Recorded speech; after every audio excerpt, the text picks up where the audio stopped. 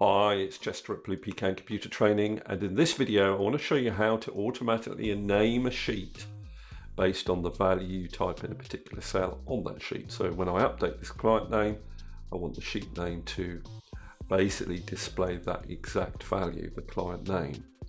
Okay, so it's going to require a little bit of VBA code, and the VBA code is in the description of this video. Let's go through the steps. First thing to do is show the developer tab on your ribbon. If it's not there, right click on an existing tab, doesn't matter which one.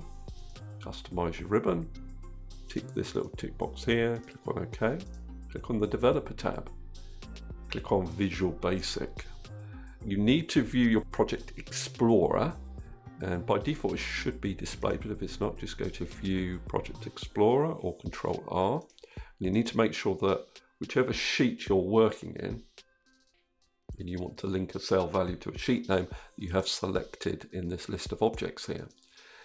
Once it's selected, up in the code window, and if you can't see the code window, go to View Code or F7, and then you change this general to worksheet because we're basing it on a worksheet event. So this macro is going to be triggered automatically on a worksheet event. The event we want is change, which means you can get rid of selection change down there.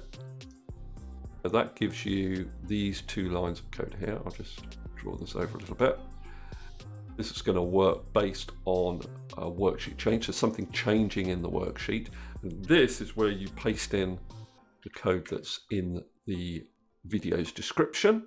Now, I won't explain what all this does yet. I'll explain at the end of the video. Some of you are probably not interested, you just want to paste the code in and see how it works. But at the end of the video, I'll explain how this actually works. I'm going to close that down.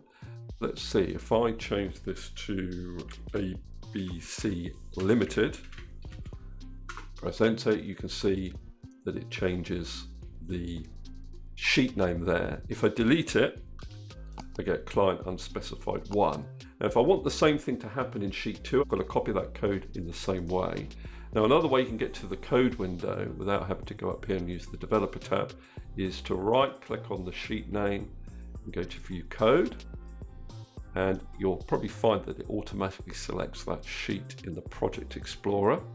So again, you go up to here, choose Worksheet, choose Change, then you can delete that line of code there, paste in the code that I have in the description. It will work for this sheet just as well. I'll close that down. So if I said XYZ Limited, it changes that there. If I delete it, it will say client unspecified 2.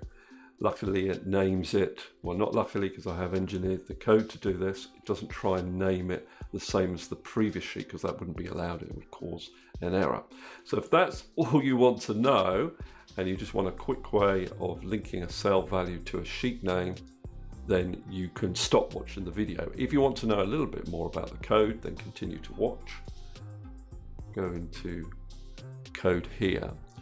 But as I said, this is all based on an event, a worksheet event, which is a change to one of the cells, one or more of the cells within the sheet. And I've got a nested if structure here, and the first one is using Intersect here. And what that does, it takes two or more ranges and it looks at the crossover between those ranges, the intersection of those two ranges, and returns the range, which is the intersection. So if that is not nothing, so if there is at least one cell returned here, then I know that I have C2 selected. So if I have C2 selected, I then want to say, is C2 empty? If it is, then the sheet name is client unspecified. The problem with this is if I had more than one sheet with a client unspecified, I'd have two sheets with the same name, and that's not possible in Excel. So what I've done is I've concatenated that with the ActiveSheet.Index. So the first sheet you create has the ActiveSheet.Index of 1, then 2, etc., etc. So that will basically append a number to the end of this text string here to overcome this potential problem. Then, if range C2 is not empty, then the active sheet name is equal to the value in range C2, which is pretty simple to understand. Okay, so that's how the code works.